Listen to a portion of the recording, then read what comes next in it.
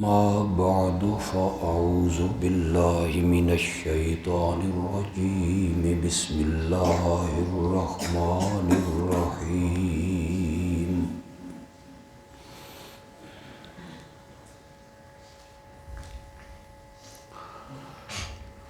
إن الله وملائكته يصلون على النبي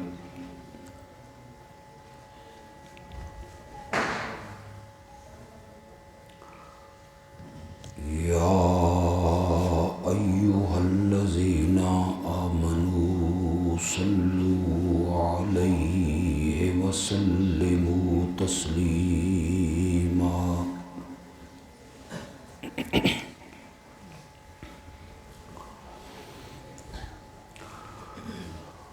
اللهم صل على محمد وعلى آل محمد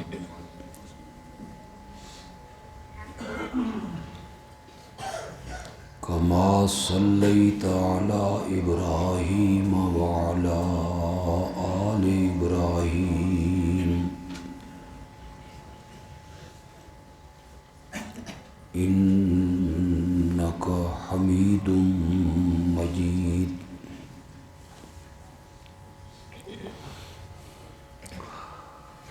اللهم بارك على محمد وعلى آل محمد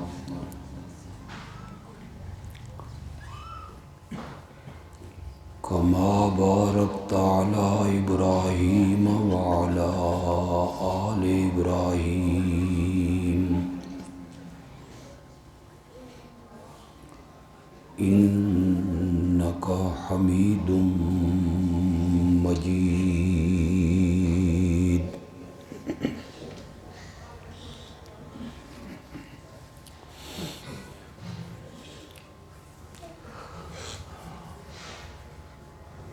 ہماری جماعت اشاعت التوحید و سنہ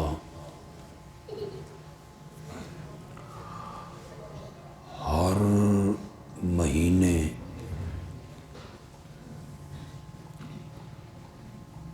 شہر کی مختلف مساجد میں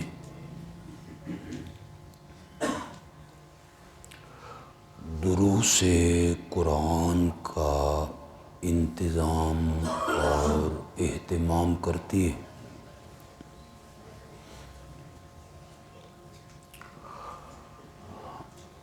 ان دروس کا ایک عنوان موضوع اشتہاروں پر لکھ دیا جاتا ہے۔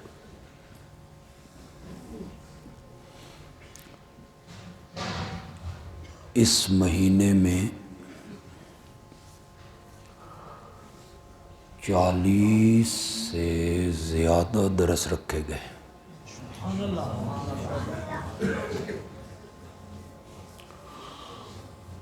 اور عنوان تجویز ہوا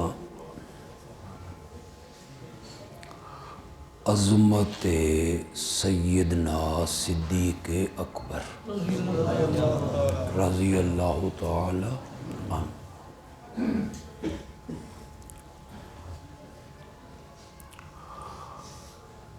میں آج کی اس محفل میں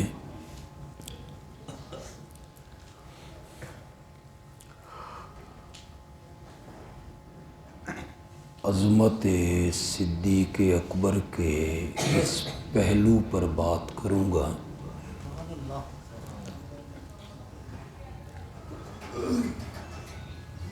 کہ نبوت کی سب سے پہلی تصدیق صدیق اکبر نے کی تھی رضی اللہ عنہ۔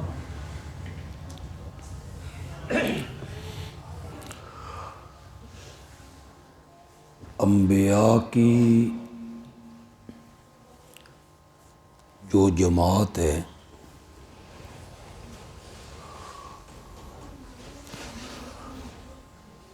ایک نقطے پر سب انبیاء متفق رہے،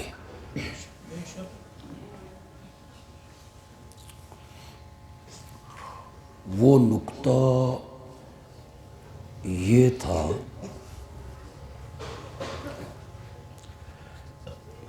جو بھی نبی آتا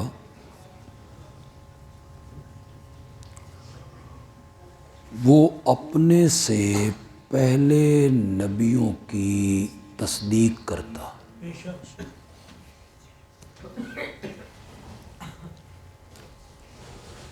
کہ جو نبی گزر چکے ہیں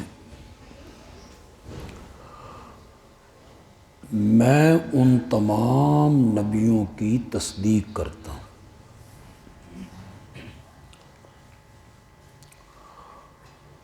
اور وہ نبی آنے والے نبی کی بشارت سناتا۔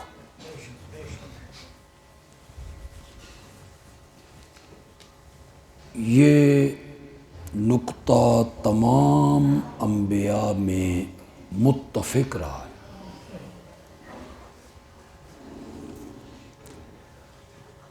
اب آپ اسے یوں بھی کہہ لیں،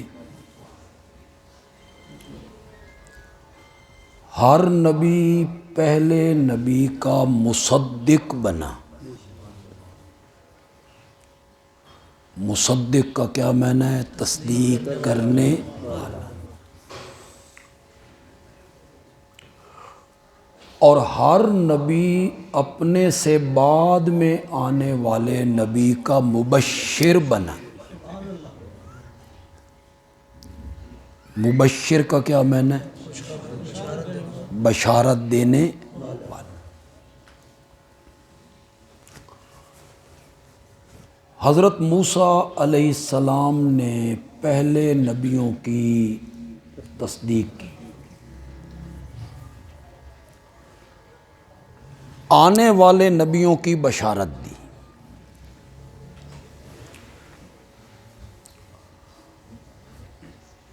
اس میں بڑی واضح مثال جو ہے وہ حضرت سیدنا عیسیٰ علیہ السلام کی۔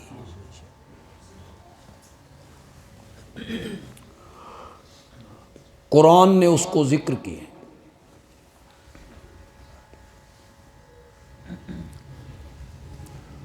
انہوں نے کہا اے بنی اسرائیل، میں تصدیق کرنے والا ہوں اس کتاب کی جو مجھ سے پہلے اتری، یعنی تورات، اس کا میں مصدق ہوں۔ اور پھر انہوں نے کہا وَمُبَشِّرًا بِرَسُولٍ يَأْتِي مِن بَعْدِي اسْمُهُ احمد، اور میں مبشر ہوں صرف ایک رسول کا جو میرے بعد آئے گا، اسمہ احمد، اس نبی اور رسول کا نام کیا ہوگا؟ احمد۔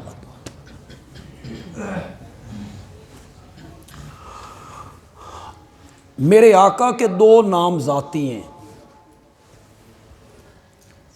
ایک محمد، ایک احمد۔ باقی سب نام صفاتی ہیں۔ صفاتی کا معنی یہ ہے وہ صفتیں ہیں میرے نبی کی۔ یا ایھا النبی انا ارسلناک شاہدا ومبشرا ونذیرا وداعیا الی اللہ باذنہ وسراجا منیرا۔ یہ سب میرے نبی کی کیا ہیں؟ صفتیں ہیں، صفتیں۔ ان میں مدثر ہے، ان میں مزمل ہے، ان میں رحمت للعالمین ہے، ان میں خاتم النبیین ہے۔ دو نام میرے آقا کے ذاتی ہیں، ایک محمد اور دوسرا احمد صلی اللہ علیہ وسلم۔ محمد نام دادا نے رکھا، لم یکن شائعا بین العرب، عرب میں یہ نام رکھنے کا رواج ہی نہیں تھا۔ کوئی آدمی اپنے بیٹے کا نام محمد نہیں رکھتا تھا۔ عبد المطلب کے ذہن میں اللہ نے ڈالا تو اپنے پوتے کا یہ نام رکھ، جو اس نام کا معنی بنتا ہے نا میں تیرے پوتے کو ویسا ہی کر دوں گا۔ محمد کا کیا معنی ہے؟ جس کی تعریفیں کی جائیں، اپنے بھی تعریف کریں، پرائے بھی تعریف کریں، فرشتے بھی تعریف کریں، جنات بھی تعریف کریں، انسان بھی تعریف کریں، دوست بھی تعریف کریں، دشمن بھی تعریف کریں۔ محمد اس ہستی کو کہتے ہیں جس کے جسم کا ایک ایک حصہ قابل تعریف ہو۔ یہ جس باپ کا سیغہ ہے نا اس میں تکلف پایا جاتا ہے۔ چلو میں تو نے گل کی دسنی تو اردو سمجھ آ جائے تو بڑی گل۔ جب ہم کہتے ہیں نا قاتل یقتلو تو میں نہ ہوتا ہے قتل کرنا، گولی مار دینا، گردن اڑا دینا۔ جب اس باب پہ آپ لے کے آئے نا قتل یقتل تو معنی ہوتا ہے بری طرح قتل کرنا۔ کیا مطلب؟ یہ کاٹ دینا، پھر یہاں سے کاٹ دینا، پھر یہاں سے کاٹ دینا، پھر پاؤں کی انگلیاں کاٹ دینا، پھر گھٹنے سے کاٹ دینا۔ اس کا معنی کیا ہوگا؟ بری طرح کاٹنا۔ محمد اس باپ کا صیغہ ہے جس کا معنی یہ ہے جس کے جسم کا ایک ایک حصہ قابل تعریف ہے۔ اس کے پاؤں بھی قابل تعریف ہیں، اس کے ہاتھ بھی قابل تعریف ہیں، اس کی زلفیں بھی قابل تعریف ہیں، اس کا چہرہ بھی قابل تعریف ہے۔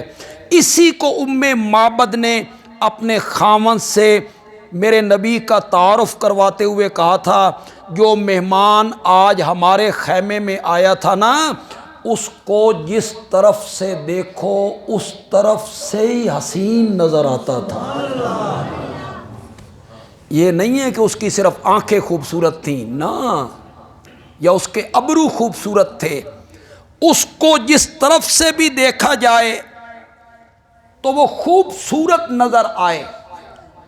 عبد المطلب نے نام رکھا رجاء ان یحمدا، اس امید پر کہ دنیا میرے پوتے کی تعریفیں کرے گی۔ اور ماں نے نام رکھا احمد، خواب میں بشارت پا کے آپ کی والدہ محترمہ نے کیا نام رکھا؟ احمد۔ اب جو میں بات کرنے لگا ہوں آپ سب پڑھے لکھے لوگ ہیں، میں جاہلوں میں نہیں بیٹھا ہوں، اسے آپ نے غور سے سنا۔ مشہور نام میرے نبی کا کیا ہے؟ محمد۔ احمد تو اتنا مشہور نہیں ہے، مشہور نام تو محمد ہے۔ حضرت عیسیٰ کس نام سے بشارت دینے لگے ہیں؟ احمد۔ میرے آقا نے فرمایا میں زمین والوں میں محمد کے نام سے معروف ہوں، پہچانا جاتا ہوں، اور میں آسمان والوں میں احمد کے نام سے مشہور ہوں۔ زمین والوں میں محمد کے نام سے، آسمان والوں میں احمد کے نام سے۔ حضرت عیسیٰ علیہ السلام نے احمد کے نام سے بشارت دے کر یہ بتایا کہ میرا بھی زیادہ تر تعلق زمین والوں سے نہیں ہے، آسمان والوں سے ہے۔ وہ زندہ آسمانوں پر موجود ہیں، قیامت سے پہلے انہوں نے تشریف لانا ہے۔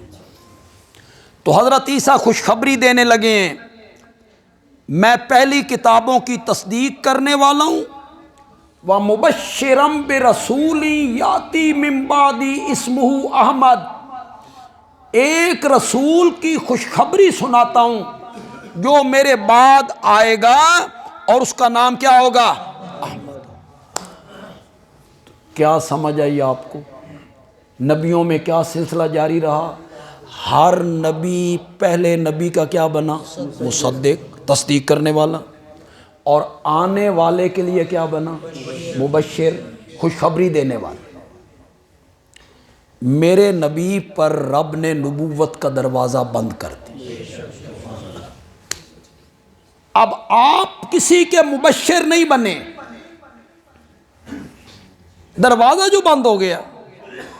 آپ کے بعد کسی نبی نے آنا نہیں تھا، نبوت کا دروازہ آپ کی ذات پہ بند ہو رہا تھا، تو آپ نے آنے والے نبی کی بشارت نہیں دینی تھی۔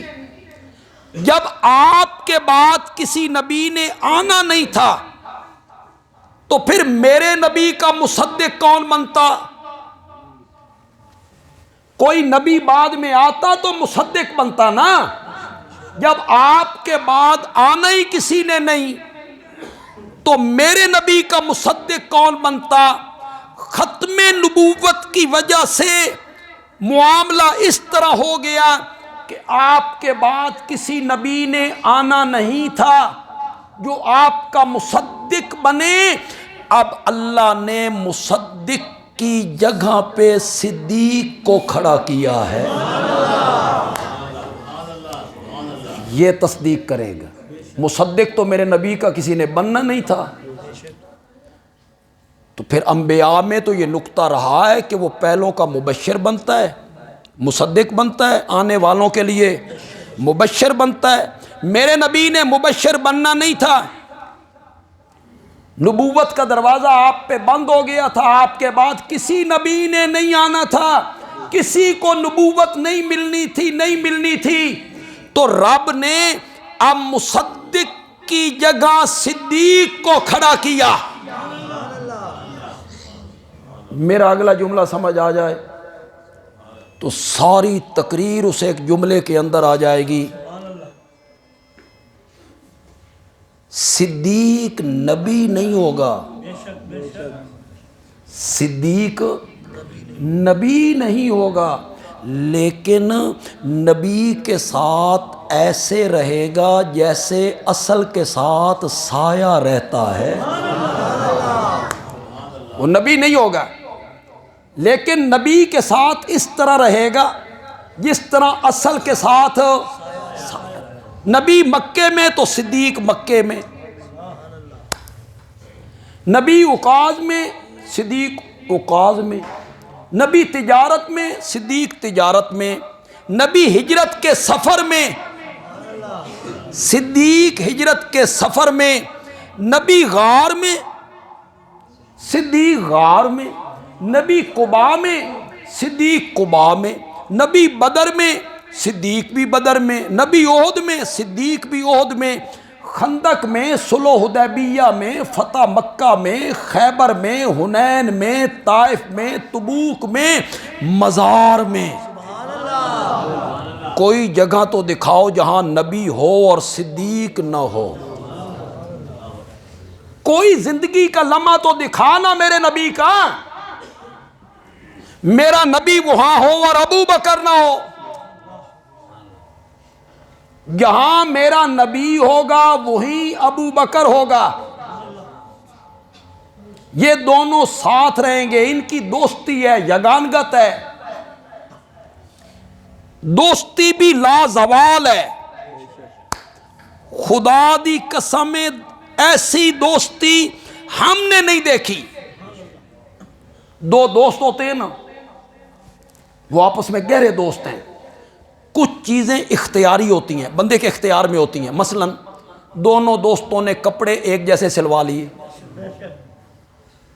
جوتیاں ایک جیسی لے لیں، جرسیاں ایک جیسی لے لیں، گھڑیاں ایک جیسی لے لیں. یہ اختیاری ہے. دوستی لوگ نبھاتے ہیں، ہماری گہری دوستی ہے. ہم نے کپڑے ایک جیسے لیے ہیں، ہم نے جرسیاں ایک جیسی لی ہیں، ہم نے کوٹ ایک جیسے لیے ہیں، اینک کے فریم ہم نے ایک جیسے لیے ہیں. اختیاری چیز ہے، اختیاری. بندیالوی کی بات کو غور سے سنو. دو دوست جب آپس میں دوستی کرتے ہیں، محبت کرتے ہیں، جو چیز اختیار میں ہوتی ہے اس میں تو برابری کر لیتے ہیں. میرے نبی اور ابو بکر کی جو دوستی ہے نا، جو چیزیں انسان کے بس میں بھی نہیں ہیں، رب نے ان دونوں کو اس چیزوں میں بھی ایک کر کے رکھ دی ہے. دونوں کی عمر 63 سال، دونوں کی بیماری کے ایام ایک جیسے، دونوں کی بیماری کی نوعیت ایک جیسی، دونوں کی وفات کا دن ایک، وقت ایک، دفن کا وقت ایک، جس تختے پہ غسل دیا گیا وہ تختہ ایک، جس خاتون کی جھولی میں دونوں نے آخری دم دیا وہ خاتون بھی ایک، وہ خاتون بھی ایک، حضرت سیدہ عائشہ رضی اللہ تعالی. اور جو چیزیں بندے کے اختیار میں نہیں ہیں، عمر بھی بندے کے اختیار میں ہے، بیماری بندے کے اختیار میں ہے، صحت بندے کے اختیار میں ہے، موت کا وقت بندے کے اختیار میں ہے. ابو بکر اور میرے نبی کی لازوال دوستی ہے. اختیاری چیزیں یہ تو پھس پھسی دوستیاں ہوتی ہیں، اکو جے کپڑے سوال ہوتے، اکو جیاں جرسیاں. یہ کیا دوستی ہے؟ دوستی ایسے ہوتی ہے جس طرح ابو بکر و میرے نبی کی دوستی. دونوں ہر جگہ پہ ایک ساتھ نظر آتے ہیں، ایک ساتھ نظر آتے ہیں. آ رہے ہیں، ایک ہاتھ حضرت ابوبکر کے کاندھے پر، ایک حضرت عمر کے کاندھے پر. میرے نبی مسکراتے ہوئے آ رہے ہیں. صحابہ نے یہ منظر دیکھا، تعجب کیا. دونوں میرے نبی کے ساتھ ہیں. میرے نبی نے فرمایا اسی طرح ہم قیامت کے دن بھی اٹھائے جائیں گے. یہ کیوں کہا؟ یہ کیوں کہا؟ یہ اس لیے کہا کہ بعد کے لوگوں نے آ کے کہنا تھا نبی کی زندگی میں تو ٹھیک تھے، بعد میں غلط رستے پہ چل نکلے، حضرت فاطمہ پہ ظلم کیے، ان کا حق مار لیا، حق غصب کیا. لوگوں نے کرنے تھے نا بکواس کہ بعد میں یہ غلط ہو گئے تھے. میرے نبی نے اس دن اس کی بھی اصلاح کرتے ہوئے کہا جس طرح مجھے اور ان کو آج دیکھ رہے ہو نا، قیامت کے دن بھی ہم اسی طرح اٹھائے جائیں گے. میرے دائیں طرف ابو بکر ہوگا، میرے بائیں طرف عمر ہوں. جہاں نبی ہوگا وہاں صدیق ہوگا. اگلا جملہ کہوں، جہاں صدیق نہیں ہوگا نا وہاں محمد کریم بھی نہیں ہوگا. یہ اکٹھے رہتے ہیں، یہ الگ الگ نہیں ہوتے، یہ ہر جگہ پہ اکٹھے رہتے ہیں. بدر میں میرا نبی ساتھ ابو بکر، احد میں میرا نبی ساتھ ابو بکر، خندق میں میرا نبی ساتھ ابو بکر، طائف میں میرا نبی ساتھ ابو بکر، تبوک میں میرا نبی ساتھ ابو بکر. جہاں نبی ہوگا وہاں ابو بکر ہوگا، جہاں ابو بکر ہوگا وہیں نبی ہوگا. کان کی کھڑکیاں کھول کے سنو، جس دل میں ابو بکر نہیں ہوگا نا اس دل میں محمد عربی بھی نہیں ہوگا، نہیں ہوگا۔ میرا نبی اسی دل میں آئے گا جس دل میں ابو بکر ہو رضی اللہ عنہ۔ اللہ نے ابو بکر کو پیدا ہی میرے نبی کی تصدیق کرنے کے لیے کیا تھا، ان کو تو رب نے پیدا اس لیے کی ہے۔ پاگلو، اب مورخین کا یہ تعجب ختم ہو گیا، جنہوں نے یہ تعجب کیا کہ ہر کسی نے کچھ لیت و لال سے کام لیا، مہلت دی جائے، سوچیں گے نشانی دکھا، کوئی معجزہ پیش کر، تو نبی ہے تو کوئی معجزہ لا، تو نبی ہے تو کوئی نشانی دکھا۔ دعوت ایسی تھی جس دعوت کو ماننا آسان نہیں تھا، بڑا مشکل تھا، اس دعوت کو ماننا بڑا مشکل تھا۔ دعوت کیا تھی؟ لا الہ الا اللہ۔ میرے نبی کا پیغام کیا تھا؟ بولو تو صحیح یار، لا الہ الا اللہ۔ اس دعوت کو ماننا آسان تھا؟ باپ دادا کے مذہب سے بغاوت تھی، جھوٹے معبودوں کے گلے پہ چھری رکھنی تھی، جن کو وہ الہ مانتے تھے ان کا انکار کرنا تھا، انکار لا الہ۔ اس دعوت کو ماننا آسان تھا؟ باپ دادے کے طریقے چھوڑنے آسان ہوتے ہیں؟ تسی چھڑ دے ہو، تم بھی نہیں چھوڑتے ہو۔ میرا باپ، ہمارا دادا، ہمارے بڑے یوں کرتے تھے، ہم بھی کر رہے ہیں۔ واہ، دلیل دیکھو پڑھے لکھے لوگوں کی، یہ تعلیم یافتہ لوگ ہیں۔ تمہیں بھی کوئی کہے گا کہ علم والے ہو، میں یہ کام اس لیے کرتا ہوں کہ میرے آبا کرتے تھے، میں یہ کام اس لیے کرتا ہوں کہ میرا دادا دادی یہ کام کیا کرتے تھے۔ اس کا مطلب یہ ہے تو اپنے دادا کو نبی مانتا ہے، تو اپنے وڈیروں کو پیغمبر مانتا ہے کہ وہ جو کام کریں وہ دین ہے، پھر تو اس سے بڑھ کے جاہل کون ہے جو شرک والے کام، بدعات والے کام، رسموں والے کام کرتے ہوئے کہتا ہے ہمارے وڈیرے کرتے تھے۔ خدا گواہ ہے، میں ممبر رسول پہ ہوں، باوضو ہوں۔ قرآن اٹھاؤ، سورۃ ابراہیم پڑھ، چلو سورۃ ابراہیم پڑھ۔ ہر نبی کو قوم نے جواب میں یہی کہا تھا، وجدنا علیہ آباءنا، جو کام ہم کر رہے ہیں یہ کام کرتے ہوئے ہم نے اپنے باپ دادا کو۔ جاؤ پڑھو قرآن، تو سمی قسم چکی ہے بے قرآن نہیں پڑھنا، تم بھی ڈٹے ہوئے ہو کہ قرآن کا ترجمہ نہیں پڑھنا۔ کچھ علماء نے آپ کو کہا ہے ترجمہ پڑھنا تہاڈا کام نہیں، تہاڈا کام میں بے نویں مکان بناؤ تے ختمہ واسطے سن بلاؤ، لگے رہو۔ تمہاری قسمت پر میں رو ہی سکتا ہوں نا، کیا کر سکتا ہوں؟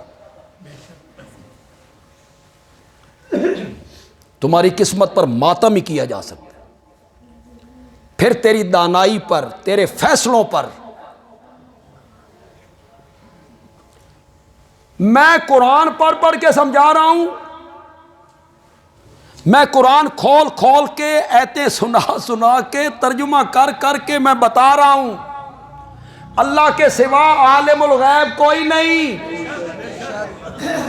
میں قرآن کھول کھول میں کہتا ہوں 20واں پارہ اٹھا، سورت نمل اٹھا، اس کی آیت نمبر 65 اٹھا، میں آیت کا نمبر بتاتا ہوں، سورت بتا رہا ہوں، میں قرآن کی آیتیں پڑھتا ہوں۔ مقابلے میں ایک خطیب صاحب ہیں، وہ کہتے ہیں او چھڈو جی بندیالوی صاحب نو، پیر تے پیر رہ گئے، پیراں دیاں بلیاں بھی غیب جان دی۔ پھر وہ لوگوں کو سناتا ہے پیر صاحب کی ایک بلی تھی، جتنے مہمان آنے ہوتے تھے اتنی مرتبہ میاؤں کرتی تھی، اس کو پتہ چل جاتا تھا بھئی مہمان اتنے آنے لگے ہیں۔ ایک دفعہ اس نے میاؤں کی 7 مرتبہ، مہمان آ گئے 8۔ پیر صاحب نے بلی کو طلب کیا، تیری میاؤں کدی غلط نہیں ہوئی، آج تو میاؤں کیتی ہے 7 ویری، مہمان آ گئے نے 8۔ بلی آکھیا مہمان اج بھی 7 نے، 8واں وہابی ہے۔ تے وہابی دی واری میں میاؤں، تجھے بلی کی میاؤں سمجھ آتی ہے، تجھے کتوں کی بھونک سمجھ آتی ہے، تجھے رب کا قرآن سمجھ نہیں آتا؟ میں قرآن پڑھ کے آیتیں پڑھ کے قرآن کھول کے دکھا رہا ہوں۔ آگے سے ایک مولوی صاحب ہیں، وہ کہتے ہیں جنہ پیراں نو اساں منیا نا، جڑے مرید جہنم میں ٹر گئے نا، پیراں بھی پچھو جہنم میں وڑ جانا۔ پیراں بھی جہنم میں، اے تواڈے پیراں ہی وڑنا، نہ اساں وڑنا نہ ساڈے پیراں وڑنا۔ جہنم میں کیوں ہم داخل ہوں گے بھائی؟ کہ پیر جہنم میں وڑ جاسے نا، تے جیڑا بندہ انہاں دے دربار دے اگوں بھی کدی گزر گیا نا، اس نو بھی کڈ کے لے آسن۔ مولانا خالہ جی دا واڑا نہیں، وہاں نبی کانپ رہے ہیں، وہ انبیاء کانپ رہے ہیں۔ رب سے بات کرنے میں وہ کہتے ہیں لستو لہا لستو لہا، حضرت آدم کہتے ہیں لستو لہا، میں رب سے یہ بات نہیں کر سکتا کہ حساب کتاب جلدی شروع کرے، اتنی بات نہیں کر سکتے۔ حضرت آدم کہیں گے کہنے کو تو میں کہہ دوں، آگے سے اللہ کہیں ہاں شروع کر دیاں، باقیاں دا تا بعد وچ ویکھ دیاں۔ ذرا تساں دسو نا، تو ہن جو میں آکھیا آئی بھئی اس درخت دے نیڑے، یہ کن کی حالت ہو رہی ہے؟ تو آڈے پیر جہنم میں وڑ جاسے، تمہارے پیر جہنم میں داخل ہو جائیں۔ وہ یہ بیان کر رہے ہیں، ایک ایم اے، ڈاکٹر، سرجن، انجینئر، وکیل، بیرسٹر، وہ اٹھ کے کہتا ہے او بھی ٹھیک نے تے اے بھی ٹھیک نے۔ مزہ نہیں آگے؟ خدا دی قسم میں مزہ ہی آگے، تیرے فیصلے دا مزہ ہی آگے۔ میں آپ کا مہمان ہوں، میں کہتا ہوں 8:45 بجے ہیں رات کے، اس وقت رات کے 8:45 بجے۔ قریش صاحب ہمارے عزیز ہیں، آپ کے خطیب ہیں، درس دیتے ہیں، انہوں نے کہا دن دے 8:45 بجے نے۔ کس دے؟ دن دے۔ انہوں نے کہا دن کے 8:45 ہیں، میں آکھیا رات دے 8:45 نے۔ آپ میں سے ایک بندہ اٹھ کے کہتا ہے بندیالوی صاحب تسی ساڈے مہمان ہو، قابل احترام ہو، تے او ساڈے خطیب نے، تساں بھی صحیح آکھ رہے ہو تے او بھی صحیح، فیصلے تے بڑے کر دیو یار۔ اس دعوت کو ماننا آسان تھا؟ جھوٹے معبودوں کے گلے پہ چھری رکھنی ہے؟ جس کسی کے سامنے پیش کیا باپ دادا کے مذہب سے بغاوت، وہ پیچھے ہٹا، پیچھے مہلت مانگی، نشانی دکھا، معجزہ دکھا۔ اس دھرتی پر صرف ایک آدمی ہے، اس نے نہ مہلت مانگی، نہ وقت مانگا، نہ پیچھے ہٹا، نہ دلیل مانگی، نہ معجزہ مانگا۔ میرے نبی نے فرمایا میں اللہ کا نبی ہوں، اس نے ایک لمحہ ضائع کیے بغیر کہا جو تو اللہ کا نبی ہے تو ابو بکر تیرا پہلا امتی ہے۔ یہ کیوں کہا؟ کیوں کہا؟ اس لیے کہا ابو بکر نو تا رب نے پیدا ہی اس واسطے کیتا سی۔ اگر وہ بھی سوچتا تو پھر تصدیق کیسے کرتا؟ اس کو تو رب نے اس کی تو تخلیق ہی اس لیے ہوئی تھی کہ وہ نبوت کی تصدیق کرے گا. پھر اس نے معراج کی تصدیق کی. پھر میرے نبی نے اسے صدیق کا لقب عطا کیا. سارے صحابہ صادق ہیں. قرآن کہتا ہے اولئک هم الصادقون. سارے صحابہ کیا ہیں؟ صادق ہیں. صدیقون، صدیق ہیں. کوئی ان میں جھوٹا نہیں ہے. صحابہ میں کوئی بھی جھوٹا نہیں ہے. پھر اپنی دل کی تختیوں پہ لکھیے گا صحابہ میں کوئی خائن نہیں ہے، صحابہ میں کوئی جھوٹا نہیں ہے. اگر ان میں سے ایک بھی جھوٹا ثابت ہو گیا نا، خدا کی قسم پورے دین کی عمارت دھڑام سے زمین پہ گر پڑے گی. کچھ نہیں بچے گا، کچھ نہیں بچے گا. اس لیے کہ قرآن کے نزول کے، میرے آقا کے فرامین کے، اسلام کے احکام کے جو اولین راوی ہیں وہ میرے نبی کے صحابہ ہیں. اے موقع دے گواہ نے، موقع دے. خدا دا نا جے صحابہ دی عظمت نو سمجھن دی کوشش کرو. یہ نہیں ہے کہ جس کے دل میں آئے وہ بک بک کرتا رہے، تنقید کرتا رہے، غلطیاں گنواتا رہے، یہ قصور تھا، یہ غلطی تھی، یہ کام غلط کیا. اگر صحابہ پہ جرح ہو گئی نا، کچھ نہیں بچے گا، کچھ نہیں بچے گا. تم جب استغاثہ کرتے ہو، عدالت میں مقدمہ کرتے ہو، جج آپ سے گواہ طلب کرتے. آپ نے ایک بندے کے ذمے لگایا، اس نے میرے 10,000 روپے دینے. جج کہے گا گواہ لاؤ. آپ نے گواہ پیش کیا، مخالف فریق نے گواہ پہ جرح کر دی، جھوٹا ہے، جھوٹ بول رہا ہے. جرح ثابت ہو گئی، جرح ثابت ہو گئی. نتیجہ فائل لپیٹ کے جج منہ پہ مار دے. تیرا گواہ جھوٹا ہے، تیرا گواہ جھوٹا ہے، مقدمہ خارج. اسلام کے عینی گواہ صحابہ ہیں. ان میں سے ایک بھی جھوٹا ثابت ہو گیا نا، کچھ نہیں بچے گا. میرے نبی کا کوئی فرمان ثابت نہیں ہوگا، کوئی ارشاد ثابت نہیں ہوگا، کوئی چیز آپ ثابت نہیں کر سکتے. اس لیے صحابہ کی صداقتوں کے گردا گرد ہر مومن کو پہرے دار بننا پڑے گا.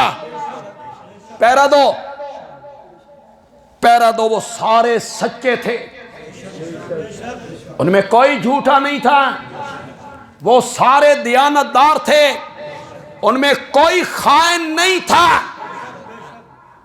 ان میں کوئی کنبہ پرور نہیں تھا، اقربا نواز نہیں تھا.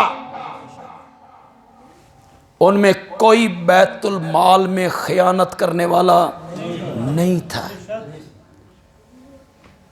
حضرت معاویہ اپنے گورنروں کو آرڈر دیا کرتے تھے، یہ جڑا جنگ سونا تے چاندی مال غنیمت چ ملدا نا، وہ میرے واسطے الگ کر لیا کرو. واہ، مزہ نہیں آ گیا؟ صحابی، اور وہ بیت المال کا مال، بیت المال کے پیسے کھا رہا ہے.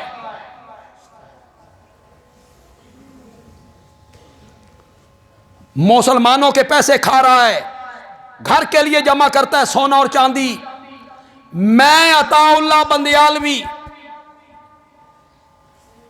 ساری دھرتی میرے جیسے لوگوں سے بھر جائے، میرے جیسے لوگوں سے بھر جائے، معاویہ کے قدم کے ساتھ لگنے والی مٹی کا بھی مقابلہ نہیں ہو سکتا. 15 صدیاں میں دور ہٹ آیا ہوں، اور میرے آقا نے کہا تھا خیر القرون کرنی، سب سے بہترین زمانہ میرا زمانہ ہے، ثم الذین یلونہم، پھر وہ زمانہ جو اس کے ساتھ ملتا ہے، ثم الذین یلونہم، پھر وہ زمانہ جو اس کے ساتھ ملتا ہے۔ ہم تو 15 صدیاں اس زمانے سے دور ہٹائے ہیں۔ لوگوں کے چندے کے مال میں میں خیانت نہیں کرتا، جس کی حیثیت کوئی نہیں، مسجد کا چندہ ہو، مدرسے کا چندہ ہو، جماعت کا چندہ ہو، میں اسے خنزیر کی طرح حرام سمجھتا ہوں۔ جب میرا یہ موقف ہے، تمہیں معاویہ کے متعلق یہ بات کرتے ہوئے شرم نہیں آتی کہ نبی کا صحابی ہو بیت المال میں خیانت کرے، نبی کا صحابی ہو جھوٹ بولے، نبی کا صحابی ہو کنبہ پرور ہو؟ سارے صحابہ صادق ہیں، سارے صحابہ کیا ہیں؟ صادق ہیں۔ فرق کیا ہے؟ سارے صحابہ صدیق ہیں، ابو بکر صدیق اکبر ہے۔ ان کے نام کے ساتھ صدیق کا لقب جو ہے نا وہ سجتا ہے، ان کے نام کے ساتھ سجتا ہے۔ جب بھی ابو بکر کا نام آئے گا ساتھ کیا آئے گا؟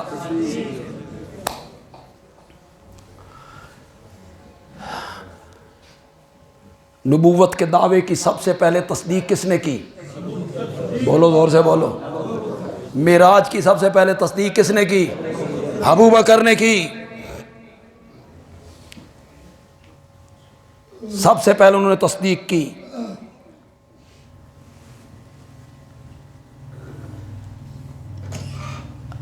حضرت محمد باقر رحمت اللہ علیہ، یہ حضرت زین العابدین کے بیٹے ہیں۔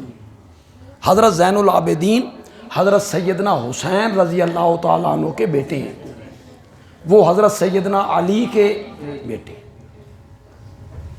حضرت علی ان کے ہاں پہلے امام، حضرت حسن دوسرے امام، حضرت حسین تیسرے امام، زین العابدین چوتھے امام، محمد باقر پانچویں امام۔ اس کے بعد نمبر آیا محمد جعفر رحمت اللہ۔ یہ سب نیک اور صالح لوگ تھے، متقی اور پرہیزگار لوگ تھے، اور یہ سب اہل سنت تھے۔ پلے باندھ لو اس بات کو، یہ سب کون تھے؟ اہل سنت۔ اس طرح کہنے سے ہمارے امام ہیں، یہ جو حضرت علی حجویری رحمت اللہ علیہ کی قبر پہ جو کچھ ہوتا ہے، سجدے، نظریں، نیازیں، تے حضرت علی حجویری بھی یہی کام کرتے سن، یہی کام کرتے تھے۔ وہ لوگ اپنی طرف منسوب کرتے ہیں۔ حضرت محمد باقر رحمت اللہ علیہ ان کے پانچویں امام ہیں۔ کتاب بھی میری نہیں،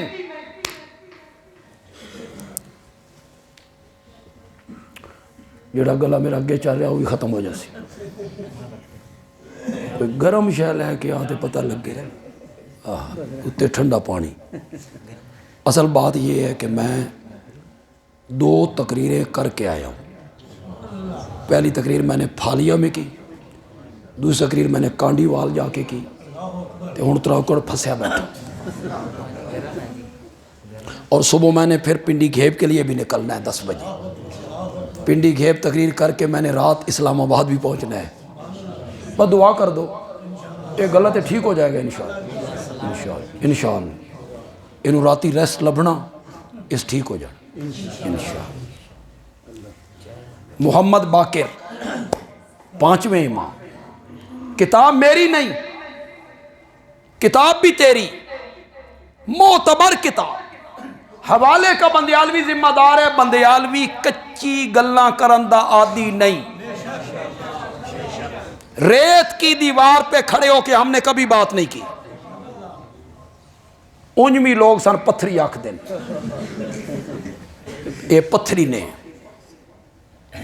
اس معنی میں واقعی ہم پتھری ہیں، جو ہمارے ساتھ ٹکراتا ہے پاش پاش ہو جایا کرتا ہے، اس معنی میں ہم پتھری ہیں، پتھر کی طرح مضبوط ہمارے پاس دلائل ہیں، مضبوط دلائل ہیں ہمارے پاس۔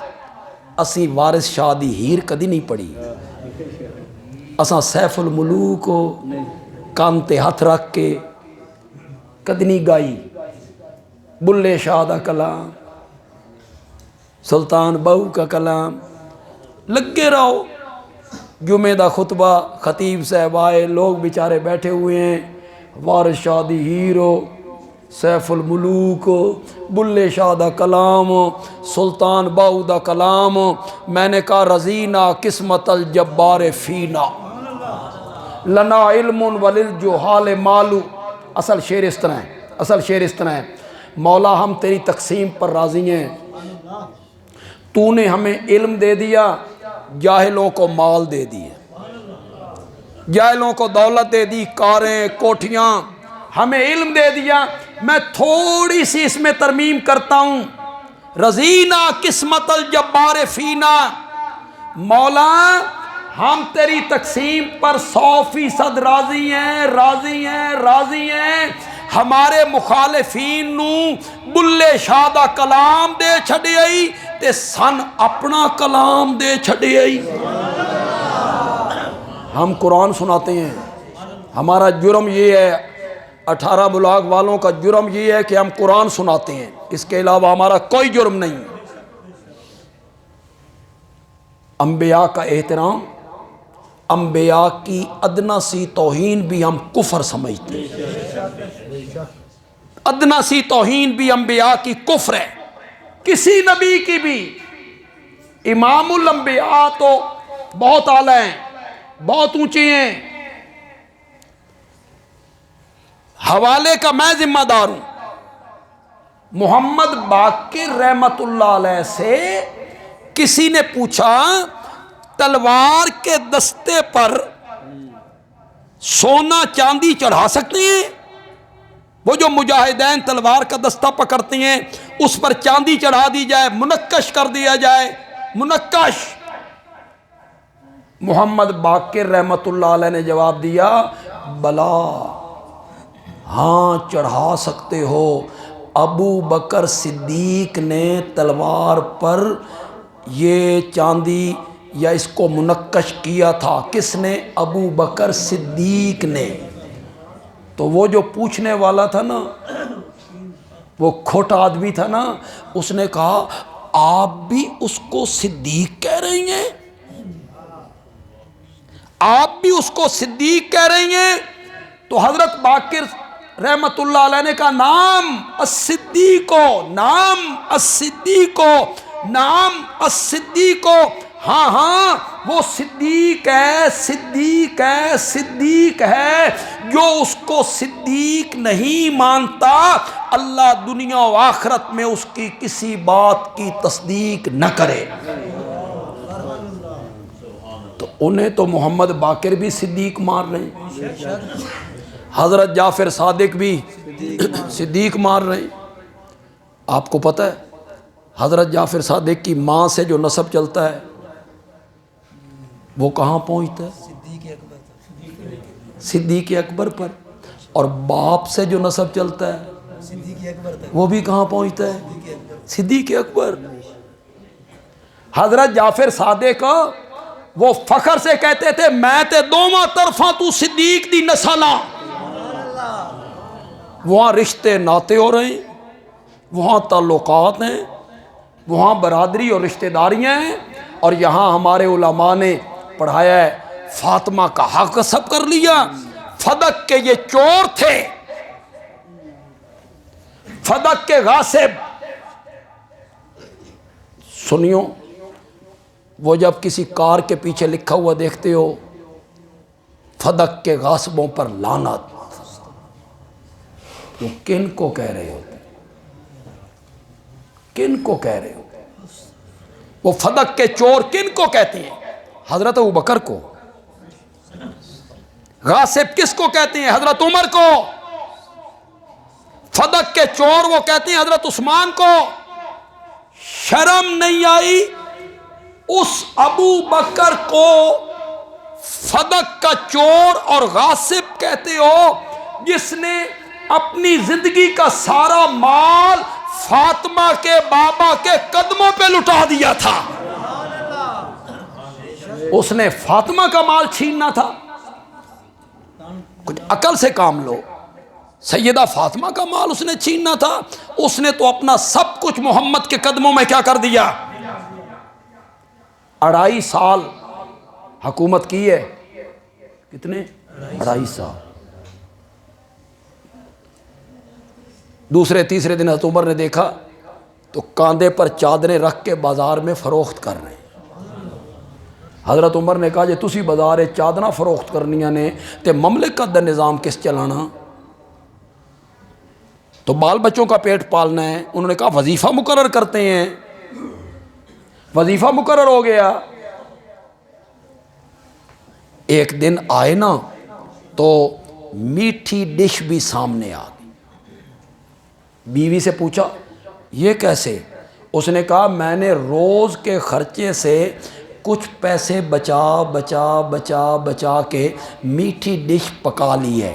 فرمایا اچھا، وہ جتنے پیسے تم نے بچا کے میٹھی ڈش پکائی ہے، اتنے پیسوں کے بغیر بھی میرا گزارا ہو سکتا ہے. تو بیت المال کو لکھا بھئی اتنے